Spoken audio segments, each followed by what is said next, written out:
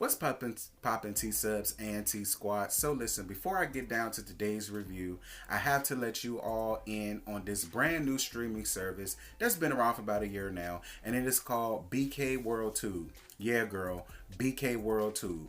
Who are BKWorldTube? I'm so glad you asked, daughter. For all intents and purposes, they're the new Black Netflix, where they show all of the latest and greatest Black urban TV and sitcoms. They do everything from Love and Hip Hop franchise to the Real Housewives franchise to Tyler Perry's If Loving You Was Wrong, probably the haves and the have-nots, and they even also do RuPaul's Drag Race. Definitely love that. So for everybody who is all down with supporting all of our Black businesses, please click the link down in my description box and go on over there and get your BKWorldTube on, girl. Tell them I sent you and they gonna treat you right. And now, on to today's review.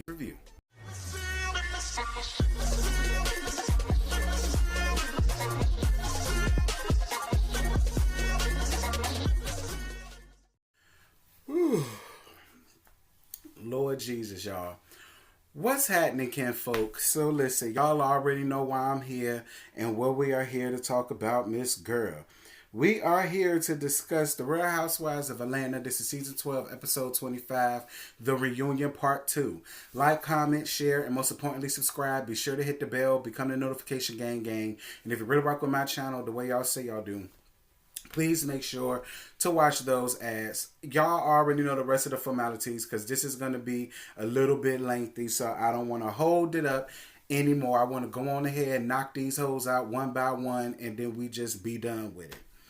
So they start off with the text messages that Kenya and Portia shared over Cynthia always taking up for Eva and not Kenya. Portia, everybody already pulled your card. Everybody already knew that those text messages were some bullshit, and that's exactly what it was. Your text messages proved absolutely nothing. And you talking about how her receipts of what she may have needs to be put in the shredder. Well, girl, we need to call shred it so that they could go on ahead and shred yours too. It was completely just non-eventful. Non-eventful. Then you turn around and said, well, the real stuff that she said over the phone. But that's not what you said last episode. Last episode, you claimed every damn thing that you was talking about can be proven via text. Not over the phone, not over word of mouth. Girl, we ain't believing it. We ain't buying it. And you need to go and find your damn life somewhere. It's like I said, now that you're friends with who you really want to be friends with, you no longer have any interest in trying to befriend or be cordial with Kenya. That is because, much like you, Mastercard Marlo that talk like this in every scene, and basic ass Tanya, all three of y'all are so pressed about drinking from the Nene Kool-Aid, and it's got you all blind, and it's just sad. It's so sad to watch because all of y'all are over the age of 30. All of y'all damn near 40 at this point. Y'all should have enough wherewithal about yourself and enough mental capacity to understand what's real and what isn't. So girl, miss me with all of that. And for all of you Portia fans who got all upset and in y'all feelings and all that stuff, girl, I don't give a damn. Listen, when I finish making this review, I'm going to upload it, and I'm not going to discuss or talk about anything Housewives unless I decide to go live. So I'm not in my fat feelings or in my bag, and I suggest y'all need to do the damn same. Grow up. Everybody is going to have their own opinions about whoever it is, and it's not y'all job to try to force your opinions on me, just like I would never force my opinion on y'all. Girl, this is YouTube, and I'm a reviewer. I'm a commentator.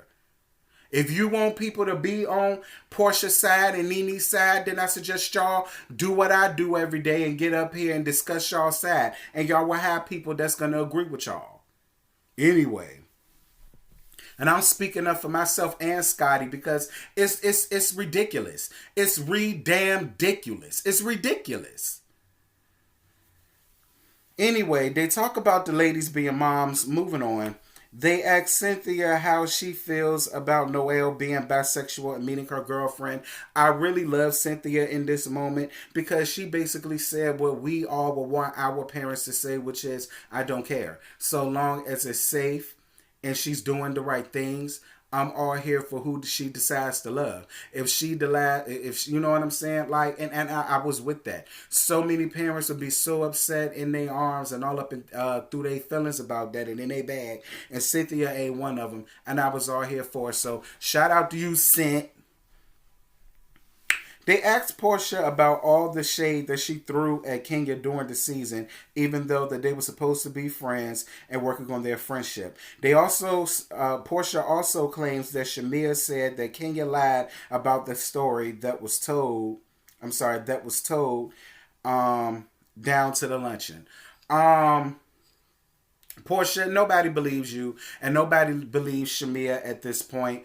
I feel like both of you bum bitches are in cahoots with each other because, like I said again, now that you're friends with who you really want to be friends with, you no longer have any more use of trying to be at least cordial or somewhat friendly with Kenya. And you could tell, even during the reunion, Kenya tried so hard to not read you, to not talk shit about you, to just, drop it, let it go, be this, be that. But like I said, you're no longer interested in it because you want to be friends with old ass Nene so damn bad. So girl, you can have your friendship. I don't know why you going through all of this as if Nene's friendship is worth anything. Girl, it ain't worth a hill of damn beans if you ask me.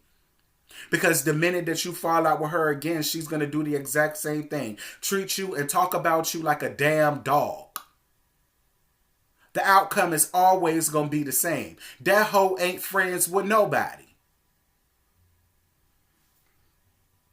Anyway, they talk about the situation that happened between Tanya, Kenya, and Marlo. They show a video of Kenya coming up to Marlo's event with all of the ladies laughing when she showed up with Kenya Moore's hair care. And they only showed that montage because Tanya and Marlo had the nerve to come out of their mouth, talk about something. They wasn't laughing. But then they showed a segment where Shamea was laughing. Portia was on the floor, giving a belly laugh. Kenya was laughing. Like, and this was my whole thing. What this portion of the reunion showed was that Kenya was absolutely right for feeling the way that she feels when it comes to certain people in this group. It's okay for y'all to go in and have on her and do the exact same thing that she's done to y'all have done to her, but then the minute that she does it to y'all can't take it. I say it all the time. If you could give a read, you need to be able to take a read. You can't do wrong to somebody and tell them how mad to get. Shout out to Funky Dineva. And that is the absolute truth. That is the absolute truth. Everything that y'all tried to give Kenya had an answer for it. She read it down and she moved right on and head along. And I'm all here for Kenya on this here reunion. I really am. She stood up in it. She said, yeah, I said it. I only said it because they was going in and letting have on me. So what's the damn difference? What's the difference?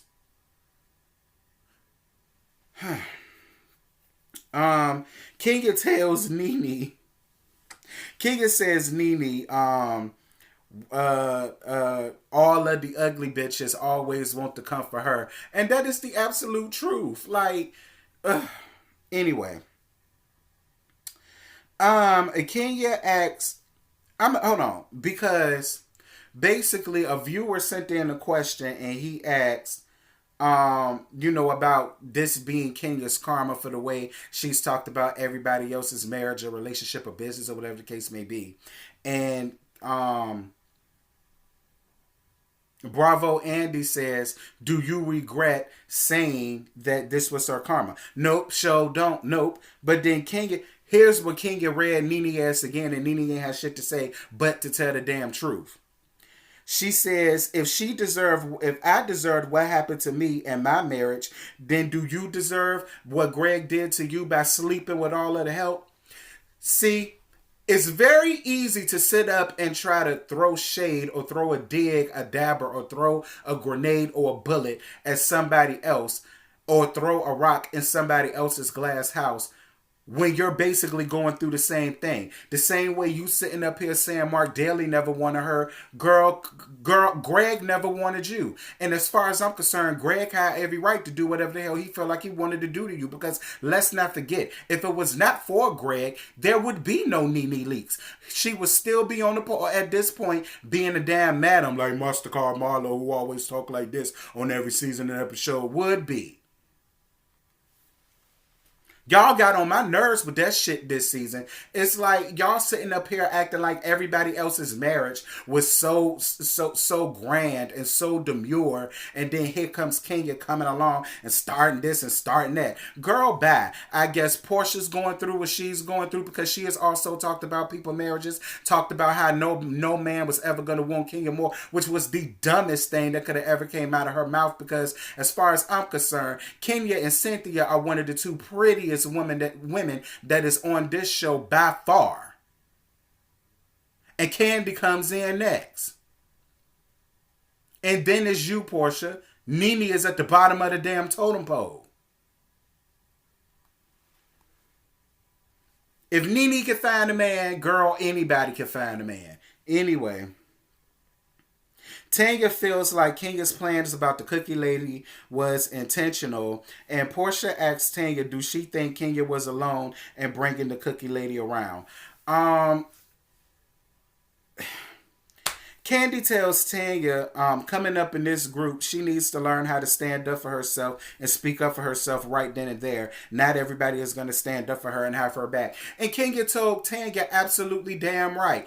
See, you want to get up here on this reunion and have all of this smoke now because you're in the privacy of your own home.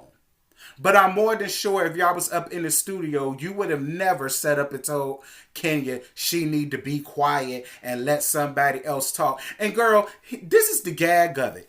That lady ain't tell no damn lie on Paul, because the gag is Paul did give that lady her number. Why? It won't for her cookies, but to get her cookies. That's the real gag. That's the real read. But then again, Tanya, like I said, you, Mastercard Marlowe, that always talk like this on every episode of every season, and Portia are all setting up drinking the same Nene Kool-Aid, and you would much rather sit here and look dumb, stupid, ignorant, just a complete neurotic moron for Nene, the same bitch that will talk about you behind your back like a dog, just like she has in previous seasons. But you want to be friends with her so damn bad. Like, you and Marlo ain't nothing but groupies to me. Like, anyway, just the basic hoes. Basic hoes. Girl, you look basic. You got a basic way of thinking. Your relationship is basic. Like, ugh. God, I don't like Tanya. I cannot stand Tanya. I cannot stand Tanya. I don't. I really don't. Tanya wants to be that girl so bad, and she always gets shown to her face that, bitch, you're not that girl. You're not that girl, and you are a far cry from being in charge of the girls. Ever.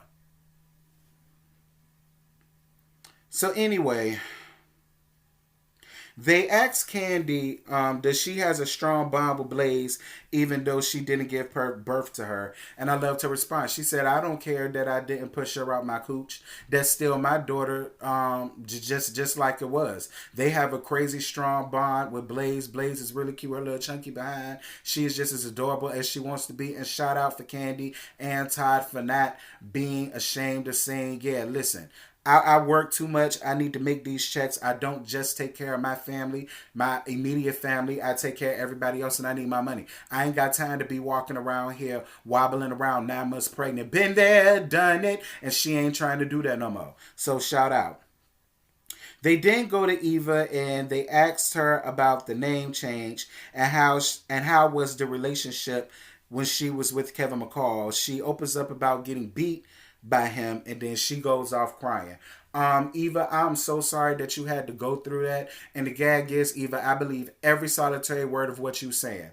Y'all may not remember this, but he was on an episode of Iyanla Vanzant Fix My Life. It was him, Mike Bass from Boyz II Men, and other guys. And he basically opened up about how when he was raised, he had to hear his mom and his dad get into physical altercations, hearing the altercations and this, that, and this. And he talked about how he hated his dad with the way that he would go off and this, that, and this. But sometimes when you're a child, that's what happens. Like, if all you know is conflict, that's basically what you're going to do. It don't matter whether it's with a man, woman, boy, or girl. Not saying that what he did was right, because it's not. It's not. But after seeing him on Iyanla Vanzant, his behavior made a lot of sense. And it also showed me that Iyanla Vanzant don't fix nobody's lives. Moving right on along.